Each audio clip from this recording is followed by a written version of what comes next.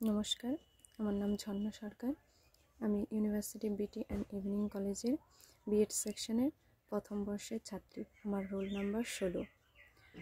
আজকের আমার আলোচ্য বিষয় হচ্ছে রিডিং টেকনিক্স, স্কিমিং অর্থাৎ ভাষা পাঠ। ফার্স্টে আমরা জেনে নেব reading techniques. Reading techniques are approach to reading that you can employ to become a better and more accomplished reader. The technique will help you read faster, understand what you read better, and remember what you read better.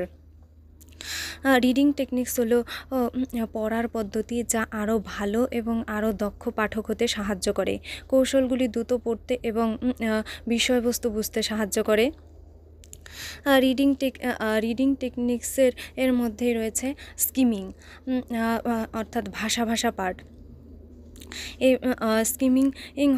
Skimming is a quick reading to get to know the general meaning of passage, to get an idea of the intention of the writer, to know how the passage is organized, structure of the text.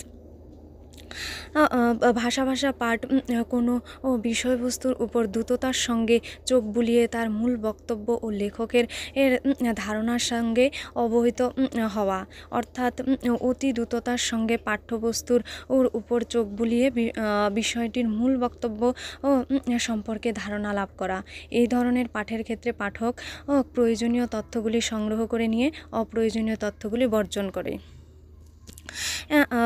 এরপর আমরা দেখে নেব কখন আমরা skimming ব্যবহার করব। Amount to read is very large.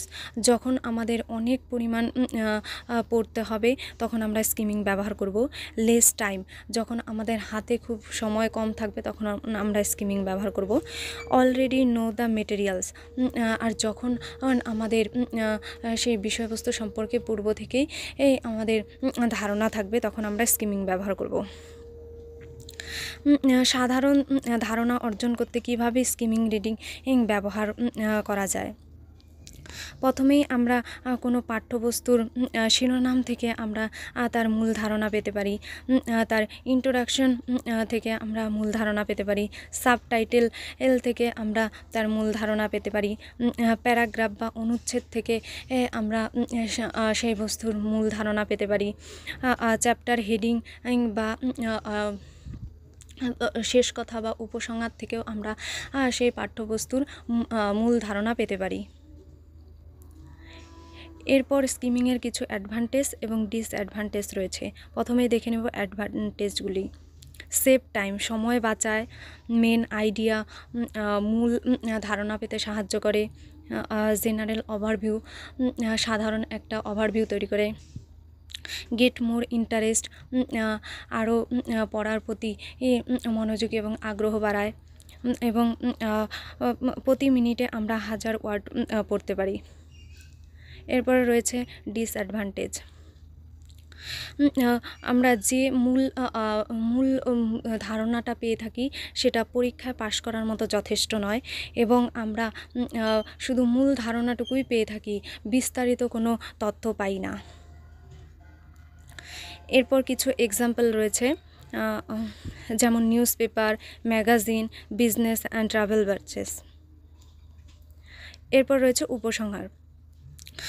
উপরের আলোচনা থেকে আমরা বলতে পারি ভাষা পাঠ এবং পুঙ্খানুপুঙ্খ পাঠ প্রকৃতি ভিন্ন হলেও পঠনের ক্ষেত্রে দুটোই কার্যকরী। পাঠক তার প্রয়োজন অনুযায়ী এগুলোকে কাজে লাগান। প্রাতিষ্ঠানিক শিক্ষা, গবেষণা প্রকৃতিতে এই দুটি পদ্ধতি বেশি কম গবেষকদের কাজে লেগে থাকে। Thank you.